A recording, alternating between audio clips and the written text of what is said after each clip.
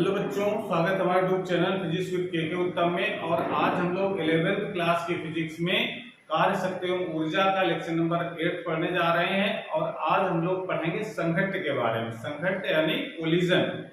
तो संघट्ट क्या होता है, ये बड़ा टॉपिक है और इसके हम लोग आगे कई वीडियो पढ़ेंगे। तो आज हम लोग इसका बेसिक समझते हैं, संघट्ट का मतलब क्या है। ठीक है ना। तो संघट्ट का मतलब होता है दो वस्तुओं का टकराना और टकरा करके उसके संवेग और ऊर्जा में परिवर्तन हो जाना, ये संघट्ट कहलाता है। तो साधारण बोलचाल का मतलब तो यही हुआ कि संघट्ट का मतलब टकराना, लेकिन फिजिक्स में संघट्ट टकराना केवल नहीं कि जब आप एक दूसरे के संपर्क में आए तभी संघट्ट होगा। किसी भी ऐसी अंतःक्रिया जिसमें ऊर्जा और संवेग में परिवर्तन हो जाए उसको हम लोग कहते हैं संघट्ट। ठीक है। टकराना संघट्ट है। जो दो वस्तुएं एक दूसरे से टकराती हैं तो टकराने के बाद उनके वेग बदल जाते हैं, जिसके कारण उसका संवेग और ऊर्जा भी बदल जाती है। ठीक है ना। लेकिन एक ऐसी घटना भी है, और एक क्या बहुत सारी ऐसी घटनाएं हैं जिसमें बिना टकराए भी ऊर्जा चेंज हो जाती है, संवेग चेंज हो जाता है, तो उसको भी हम लोग संघट्ट कहते हैं। जैसे अल्फा कण जब नाभिक की तरफ आता है तो बिना फिजिकल कांटेक्ट के आए उसकी ऊर्जा चेंज हो जाती है, तो वो भी संघट्ट कहलाता है। क्लियर हुआ। जैसे रदरफोर्ड ने एक्सपेरिमेंट किया था उसमें जो फिनोमिनन है, जो तो नाभिक और अल्फा कण के बीच में, वो भी संघट्ट कहलाएगा, लेकिन वो आपस में एक दूसरे के संपर्क में आए बिना ही उसकी ऊर्जा और संवेग में परिवर्तन हो जाता है। तो संघट्ट का मतलब आप सिंपली इस तरीके से परिभाषा लिखिए, दो या दो से अधिक वस्तुओं के बीच अंतःक्रिया, इसको इंग्लिश में कहते हैं इंटरेक्शन, कि वह घटना जिसमें वस्तुओं की ऊर्जा तथा संवेग में परिवर्तन हो जाता है संघट्ट कहलाता है। अब परिवर्तन किस तरीके से होता है, इसके आधार पर संघट्ट तीन प्रकार का होता है। तो इनके प्रकार आप इस तरीके से पढ़ेंगे। पूर्ण प्रत्यास्थ संघट्ट, जिसको इंग्लिश में कहते हैं परफेक्टली इलास्टिक कोलिजन।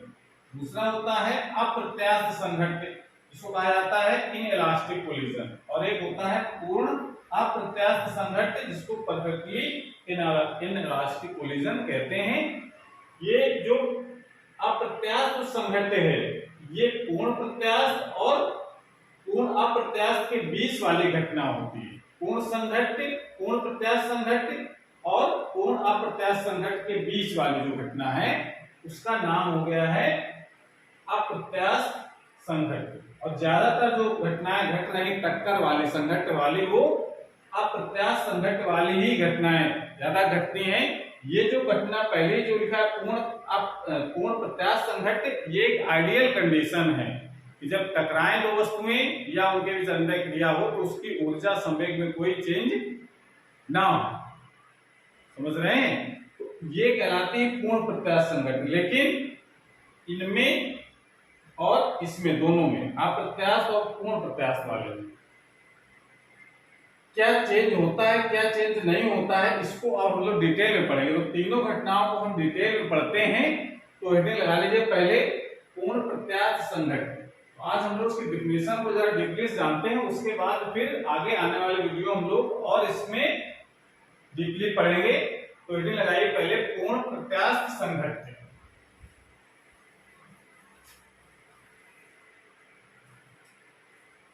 पहला है पूर्ण प्रत्यास्थ संघट्ट। लोग कहते हैं परफेक्टली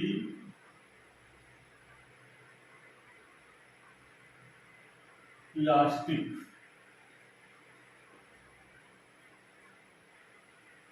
कोलिजन।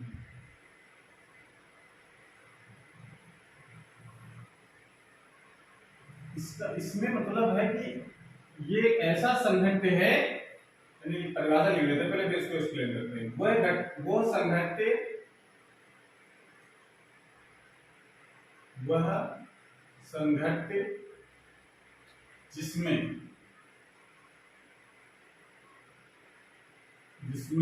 निकाय, क्या मतलब सिस्टम, वो संघट जिसमें निकाय की गतिज ऊर्जा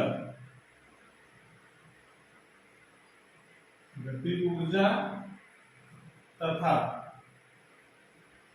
संवेग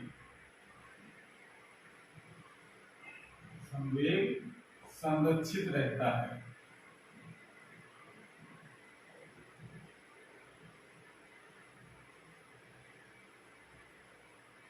वो संघट जिसमें निकाय की गतिज ऊर्जा तथा संवेग संरक्षित रहता है, पूर्ण प्रत्यास्थ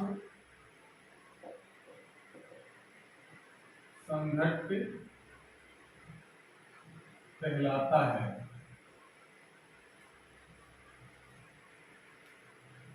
ये इसकी परिभाषा है। वो संघट जिसमें निकाय की गतिज ऊर्जा तथा संवेग संरक्षित रहता है, मतलब ऐसी टक्कर जिसमें निकाय विदेशक, यहाँ पर ये इस पर ध्यान देना है। हमने लिखा है कि निकाय की, तो निकाय मतलब दो या दो से अधिक वस्तुएं हैं, तो दोनों वस्तुओं को मिला करके एक निकाय कहलाएगा। और निकाय की एक वस्तु की ऊर्जा और दूसरे वस्तु की ऊर्जा ये कुल जोड़ेंगे तो उसकी आएगी निकाय की कुल ऊर्जा, या एक वस्तु का संवेग दूसरे वस्तु का संवेग, ये आएगा कुल निकाय का संवेग। तो वह संघट जिसमें निकाय की गतिज ऊर्जा तथा संवेग संरक्षित रहता है। संरक्षित मतलब चेंज नहीं होता है। घटना से पहले का संवेग, यानी जो संघट से पहले का संवेग है वो घटना से या संघट के बाद का भी वही संवेग रहता है। नहीं कह सकते, अर्थात जो पी आई जो में लिखा है संवेग है, आई का मतलब इनिशियल, यानी इनिशियल का मतलब घटना से पहले का संवेग, ये बराबर होता है घटना से बाद के संवेग के, यानी मोमेंटम ऑफ फाइनल और मोमेंटम इनिशियल और फाइनल मोमेंटम लिखें। इनिशियल का मतलब जो संघट हुआ है उसके पहले का जो मोमेंटम होगा, और संघट के बाद का जो मोमेंटम होगा, ये हमेशा बराबर होते हैं। संरक्षित का मतलब चेंज नहीं होते हैं, ठीक है ना। और दूसरी कंडीशन इसकी और भी है, जो काइनेटिक एनर्जी है वो भी प्रारंभिक काइनेटिक एनर्जी और अंतिम काइनेटिक एनर्जी, इनिशियल और फाइनल काइनेटिक एनर्जी, ये भी चेंज नहीं होती है। यानी ये संघट से पहले की गतिज ऊर्जा और संघट के बाद की जो गतिज ऊर्जा है ये भी हमेशा नियत रहती है, चेंज नहीं होती है। तो ऐसे संघट को हम लोग कहते हैं पूर्ण प्रत्यास्थ संघट। जैसे अगर हम कहते हैं कि दो वस्तुएं हैं जिसका द्रव्यमान है m1, इस दिशा में v1 वेग से चल रहा है, v1 इसको हमारे u1 वेग से इस दिशा में गतिमान है। दूसरा वस्तु है जिसका द्रव्यमान है m2, वो भी उसी दिशा में गतिमान है u2 वेग से।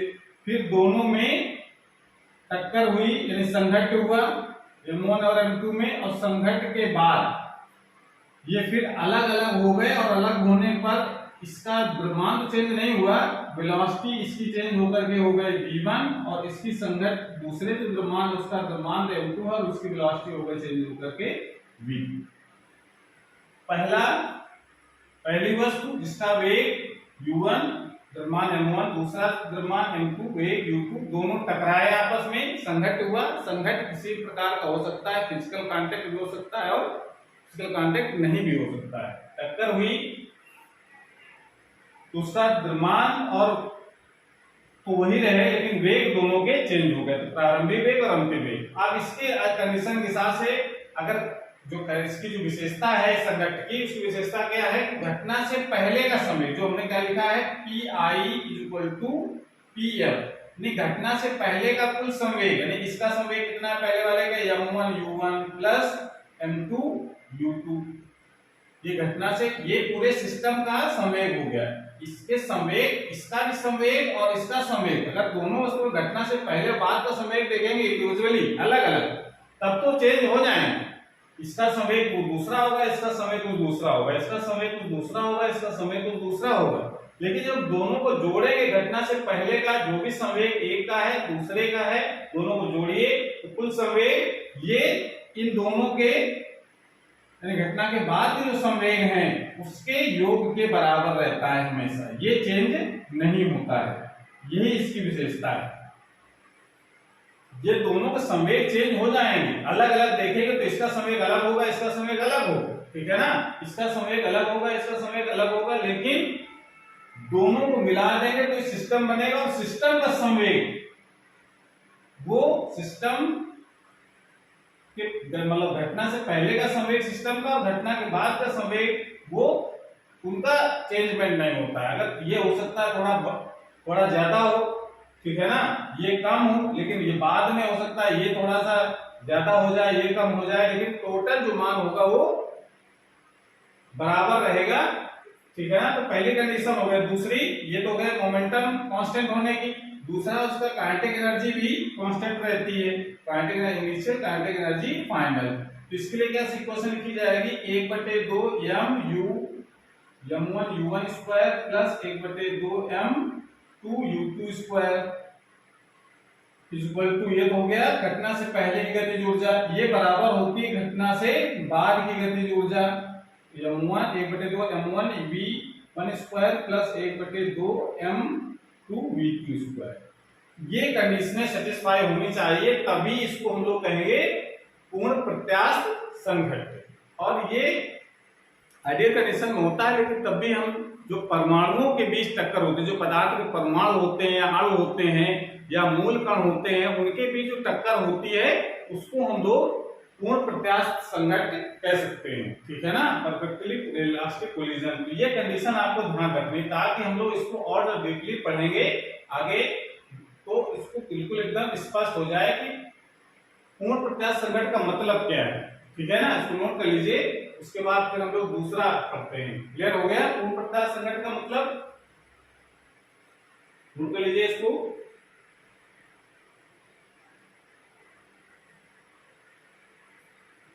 नोट कर लिया। अब इसमें लगाइए प्रत्यास्थ संघट्ट में,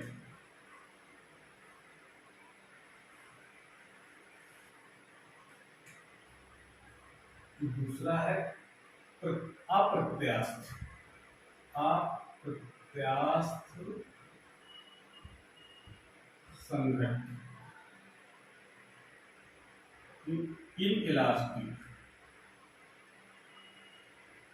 इनइलास्टिक कोलिजन, इसको हम लोग नॉन इलास्टिक कोलिजन भी कह सकते हैं। इसका मतलब क्या है, वह संघट्ट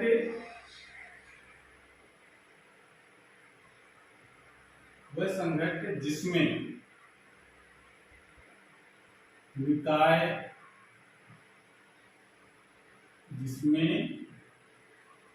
निकाय का संवेग तो संरक्षित रहता है, परंतु गतिज ऊर्जा असंरक्षित रहती है, असंरक्षित।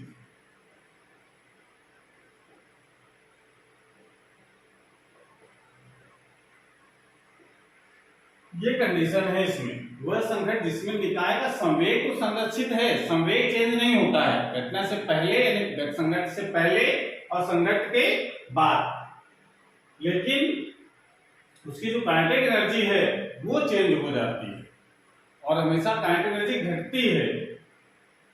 चेंज होने का मतलब काइनेटिक एनर्जी बढ़ती नहीं है बल्कि घट जाती है, ठीक है ना। तो ऐसे संघट्ट को हम लोग कहते हैं अप्रत्यास्थ संघट्ट, अप्रत्यास्थ संघट्ट कहलाता है, अप्रत्यास्थ संघट्ट कहलाता है वह संघट्ट जिसमें निकाय का संवेग संरक्षित रहता है, परंतु निकाय की जो गतिज ऊर्जा है वो असंरक्षित रहती है, मतलब चेंज हो जाती है। इसमें आप कंडीशन लगा सकते हैं, इसका मतलब मैथमेटिकल तरीके से कैसे लिखेंगे, अर्थात जो इनिशियल मोमेंटम है वो फाइनल मोमेंटम के इक्वल होता है। ये कंडीशन तो पहले वाली, संघट्ट कोई भी हो, चाहे वो तीन जो टाइप के हम पढ़ने जा रहे हैं, तीनों संघट्ट में मोमेंटम तो हमेशा कांस्टेंट रहता है, चाहे वो प्रत्यास्थ संघट्य हो, चाहे अप्रत्यास्थ हो, चाहे पूर्ण अप्रत्यास्थ हो। मोमेंटम को हमेशा कांस्टेंट रखना है। काइनेटिक एनर्जी जो होती है वो काइनेटिक एनर्जी ये इक्वल नहीं होती है अप्रत्यास्थ संघट्य में। ये चेंज नहीं हो, ये चेंज हो जाती है और हमेशा जो है initial kinetic energy final kinetic energy से ज्यादा होती है। ये कंडीशन है इसमें। ऐसे संघट्य को हम लोग कहेंगे अप्रत्यास्थ संघट्य। इसका मतलब है ये जो एनर्जी का जो लॉस हो रहा है, घटना से पहले जितनी एनर्जी थी, घटना के बाद की एनर्जी है, उसमें देखिए दोनों का डिफरेंस आएगा। तो ये बढ़ी हुई एनर्जी है वो कहाँ चली जाती है, जो लॉस हो गया वो कहाँ चली गई एनर्जी, तो वो एनर्जी कहीं साउंड एनर्जी में कन्वर्ट हो जाती है, कहीं लाइट एनर्जी में कन्वर्ट हो जाती है, प्रकाश ऊर्जा में। तो वो एनर्जी का लॉस हो जाता है, इस कारण से इसकी जो काइनेटिक एनर्जी है वो घट जाती है। तो जैसे इसमें कह सकते हैं कि अगर इसको संघट्य के रूप में अगर देखते हैं, मान लेते हैं एक द्रव्यमान है m1, इसका वेग है v1 u1, और दूसरा द्रव्यमान है m2 और उसका वेग है u2।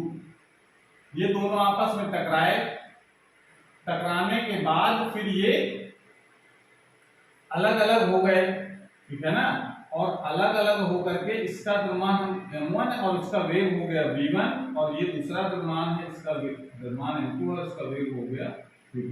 तो संवेग इसमें भी इक्वल रहेगा, संवेग इसमें भी इक्वल रहता है। यानी ये देखिए इसमें ध्यान रखना, निकाय शब्द ध्यान रखेंगे, निकाय का कुल संवेग संरक्षित रहता है, अलग अलग को संवेग चेंज हो जाते हैं।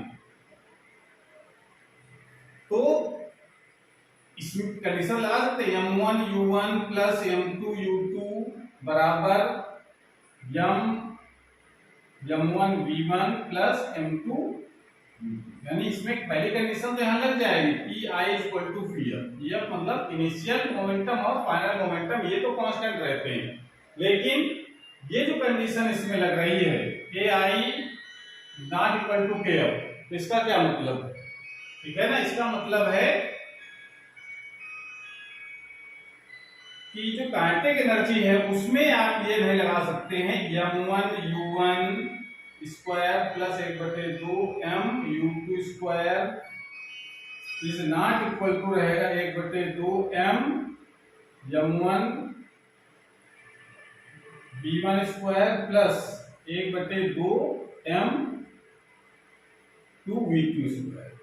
ये कंडीशन इसमें रहती है, इसमें आप इक्वल नहीं कर सकते हैं, ठीक है ना। ये जो इनिशियल काइनेटिक एनर्जी जितनी आई है ये हमेशा जो है ग्रेटर देन रहती है, यानी कह सकते हैं कि दोनों का डिफरेंस निकाले हम, आपको निकालना भी कितना आता है ये, तो डिफरेंस हमेशा इसका 0 से ज्यादा ही आता है, ठीक है ना। तो इससे पता चलता है कि इसकी एनर्जी जो है कुछ कम हो गई टकराने के बाद। तो ये कंडीशन आप ध्यान रखेंगे कि अप्रत्यास्थ संघट्य में संवेग तो संरक्षित रहता है, परंतु इसकी जो काइनेटिक एनर्जी है वो चेंज हो जाती है। तो ये घटना कहलाती है अप्रत्यास्थ संघट्य, ठीक है ना। लेकिन इसमें देखिए दो वस्तुएं अलग अलग हो गई हैं टकराने के बाद, लेकिन काइनेटिक एनर्जी चेंज हो गई है, पहले काइनेटिक एनर्जी बाद में काइनेटिक एनर्जी, और संवेग कांस्टेंट है। जो अगला जो हम लोग पढ़ेंगे पूर्ण प्रत्यास्थ संघट्य, पूर्ण अप्रत्यास्थ संघट्य, उसमें और इस वाले कंडीशन में थोड़ा सा अंतर, सारी कंडीशनें ये लागू होंगी। तो क्या लागू होंगी जरा ये देखते हैं, हेडिंग लगाइए, नोट कर लो पहले, उसके बाद हेडिंग लगाओ। पूर्ण अप्रत्यास्थ संघट्य,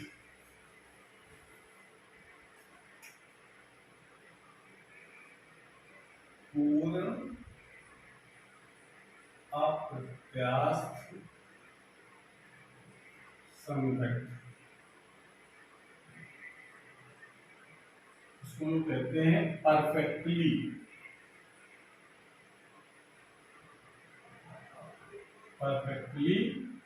इनइलास्टिक कोलिजन।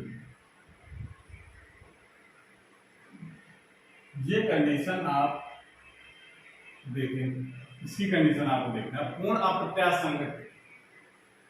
तो ये छोड़ दीजिए, अप्रत्यास्थ संघट्ट तो है, ये तो क्लियर हो गया। अप्रत्यास्थ संघट्ट की कंडीशन हम लोगों ने पढ़ी है कि इसमें संवेग तो कांस्टेंट रहता है लेकिन काइनेटिक एनर्जी चेंज हो जाती है, तो यहां पर भी वही नियम लागू होगा। लेकिन इसमें क्या होता है, जो अप्रत्यास्थ संघट्ट होता है उसमें दोनों वस्तुएं टकराने के बाद है संघट्ट के बाद अलग अलग होकर के अलग अलग वेग से चलती हैं।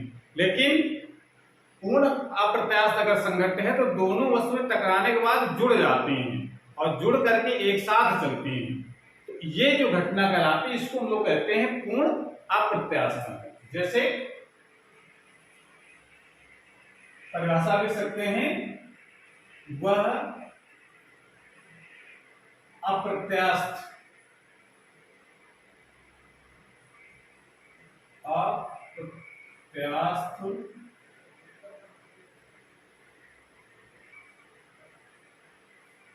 वह अप्रत्यास्थ संघट्ट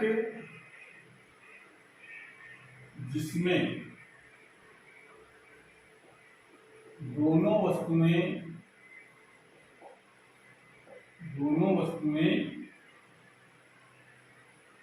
जुड़ जाती हैं, दोनों वस्तुएं संघट्ट के बाद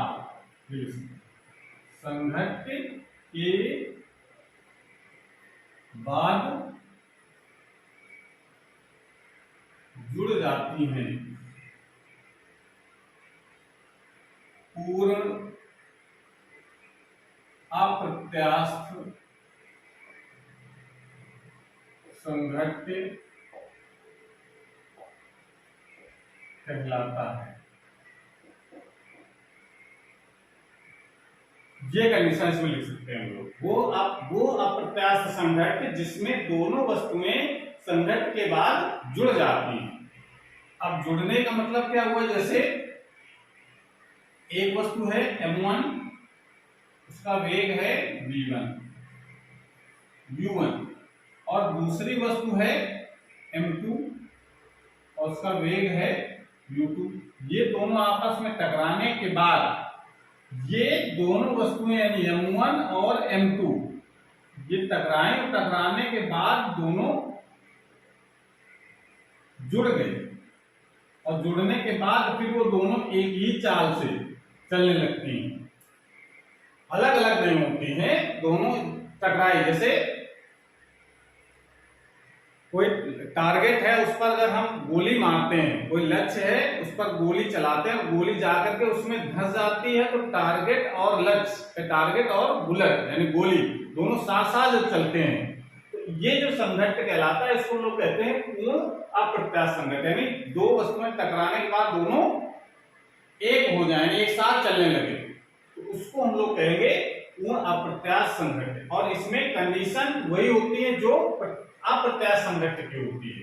इसमें इनिशियल, इसका मतलब क्या है, इसका मतलब है कि इनिशियल मोमेंटम और फाइनल मोमेंटम ये तो हमेशा इक्वल रहते हैं, कोई भी संघट्ट हो मोमेंटम में कोई चेंज नहीं आता है, ठीक है ना। क्यों चेंज नहीं आता है इसको हम बताएंगे।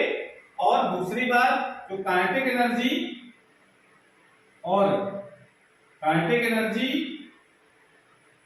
ये नॉट इक्वल होती है, ये इनिशियल काइनेटिक एनर्जी और फाइनल काइनेटिक एनर्जी ये बराबर नहीं होती है। हमेशा काइनेटिक एनर्जी जो होती है वो हमेशा ग्रेटर देन रहती है फाइनल काइनेटिक एनर्जी। संघट्ट से पहले की जो ऊर्जा होगी, गतिज ऊर्जा होगी, वो संघट्ट के बाद गतिज ऊर्जा थोड़ी ज्यादा रहती है। कह सकते हैं संघट्ट के बाद ऊर्जा कुछ कम हो जाती है, और वो कम होने का कारण यही है कि अगर अप्रत्यास्थ संघट्ट हो रहा है तो उसकी ऊर्जा प्रकाश ऊर्जा या ध्वनि ऊर्जा में कन्वर्ट होकर के उसका लॉस हो जाता है, ठीक है ना। इस कारण से इसकी ऊर्जा घट जाती है। लेकिन ये जो मोमेंटम है वो कोई भी संघट्ट हो वो चेंज नहीं होता। उसका कारण ये है कि हम लोगों ने पढ़ा है न्यूटन का जो सेकंड लॉ है, उसमें एक फार्मूला हम लोगों ने पढ़ा है कि F = होता है dp/dt, ठीक है ना। अब निकाय पर जो नेट फोर्स है अगर वो जीरो है, क्योंकि निकाय पर जो नेट फोर्स होगा मतलब टकराया आपस में, तो ये इस पर फोर्स लगाया जितना उतना ये इस पर लगाएगा, तो नेट फोर्स क्या होगा निकाय का। अलग अलग फोर्स तो हैं, ठीक है ना। लेकिन नेट फोर्स जो होगा भाई एक वस्तु टकराई जैसे यहाँ पर और एक वस्तु ही टकराएगी, ये जितना फोर्स ये इस पर लगाएगी उतना ही बल इस पर भी लगेगा वापस। तो इस कारण से इसका जो नेट फोर्स होगा वो जीरो हो जाता है। तो नेट फोर्स अगर जीरो हो जाएगा, एक्सटर्नल फोर्स इसका जो है वो जीरो है। ये एक्सटर्नल फोर्स इसका अगर जीरो है तो dp/dt का जो मान होगा वो जीरो आ जाएगा। इसका मतलब है कि p क्या होगा, कांस्टेंट, p चेंज नहीं होता है। तो जो एक्सटर्नल फोर्स अगर जीरो है तो ये जो अंतर किया होता है इसमें एक्सटर्नल फोर्स जीरो होता है। जब टक्कर होती है तो जो नेट फोर्स जो निकाय का है टकराने पर वो नेट फोर्स जीरो। एक बस जितना बल दूसरे बस पर लगाएगी तो दूसरी बस भी पहली बस पर उतना ही बल दूसरी दिशा में लगाएगी, तो नेट फोर्स क्या हो जाएगा, जीरो। नेट फोर्स जीरो हो जाएगा तो उस निकाय का मोमेंटम कांस्टेंट रहता है। इसीलिए ये जो मोमेंटम किसी ऑब्जेक्ट का नहीं है, वस्तु का नहीं है, निकाय का है मोमेंटम, वो कांस्टेंट होता है। तो इस कारण से कोई भी संघट्ट हो हमेशा मोमेंटम कांस्टेंट होता है, ठीक है ना। काइनेटिक एनर्जी चेंज हो जाती है किसमें, अप्रत्यास्थ संघट्ट में, ठीक है ना। और अगर प्रत्यास्थ संघट्ट है तो काइनेटिक एनर्जी भी चेंज नहीं होती है, ठीक है ना। जितनी ऊर्जा काइनेटिक एनर्जी पहले रहती है घटना से उतनी टकराने के बाद भी रहती है, उसमें कोई चेंज नहीं आता है, ठीक है ना। उसमें एनर्जी का लॉस नहीं होता है। प्रत्यास्थ का मतलब क्या है, जब किसी वस्तु पर फोर्स लगाया जाए, प्रत्यास्थ वस्तु लोग किसको कहते हैं, जिस प्रत्यास्थ वस्तु का मतलब होता है जब किसी वस्तु पर फोर्स लगाएं उसका जो आकार चेंज हो जाए, ठीक है ना। और जब हम उसको फोर्स हटा लें तो उसी आकार में आ जाए, यानी पूर्व अवस्था में आ जाए, तो इसको प्रत्यास्थ वस्तु कहते हैं। तो इसी प्रकार से प्रत्यास्थ टक्कर भी होती है। प्रत्यास्थ टक्कर का मतलब टकराया उस समय तो एनर्जी हो सकता है उसकी लॉस हो गई टकराते समय, लेकिन जब अलग अलग होंगे तो वो एनर्जी रीजनरेट होकर के फिर पूर्व अवस्था में डिफॉर्मिंग जो होती है, जैसे टक्कर अगर हो रही है कोई वस्तु टकराती है तो टकराने पर इसके शेप हो सकता है चेंज हो, जैसे ये कोई एक वस्तु टकराई दूसरी वस्तु ऐसे टकराए तो हो सकता है उसका वस्तु चेंज हो गया हो, शेप चेंज हो सकता है टक्कर का। लेकिन जब अगर प्रत्यास्थ वस्तु में है, डिपेंड करता है कि वस्तुएं किस टाइप की हैं, वस्तुओं पर डिपेंड करता है टक्कर प्रत्यास्थ है क्या प्रत्यास्थ है। अगर प्रत्यास्थ वस्तुओं में टक्कर अगर हो रही है तब तो एनर्जी रीजनरेट कर लेंगे, फिर वस्तुओं का शेप वैसे ही हो जाएगा जैसा था पहले टकराने से पहले, ठीक है ना। तो इसकी एनर्जी रीजनरेट हो जाती है। इस कारण से एनर्जी टकराने से पहले और टकराने के बाद की कांस्टेंट रहती है। घटना के बीच में एनर्जी चेंज हो सकती है, ठीक है ना। घटना से जो बीच में यानी घटना से पहले जितनी एनर्जी थी वो उतनी ही रहेगी, ठीक है ना। और घटना के बाद की एनर्जी उतनी रहेगी, बीच में यहाँ पर चेंज हो सकती है, समझ में आ रहा है ना। लेकिन संवेग ऐसा नहीं, संवेग तो हर पॉइंट पर कांस्टेंट रहता है, दोनों निकाय संवेग चेंज नहीं होता कभी भी। इस बात को ध्यान रखते हुए ये टॉपिक हमारा यहाँ पर समाप्त करते हैं। और अब हम अगले वाले वीडियो में हम लोग पढ़ेंगे कि जो पूर्ण प्रत्यास्थ संघट्ट है उसकी 1 डायमेंशनल में क्या वेग होते हैं और 2 डायमेंशनल में कौन से वेग होंगे टकराने के बाद। तो इसको जरा डीपली हम लोग पढ़ेंगे बारी बारी से। तो आज क्लास हमारी पर समाप्त होती है। अगर ये वीडियो अच्छा लगा हो तो उसको लाइक करें, अपने दोस्तों को शेयर करें और चैनल अभी तक सब्सक्राइब नहीं किया चैनल को सब्सक्राइब करें, जिसमें नए जो वीडियो अपलोड हो उसकी नोटिफिकेशन आपको सबसे पहले पहुंच जाए। पढ़ाई करते रहिए। Thank you.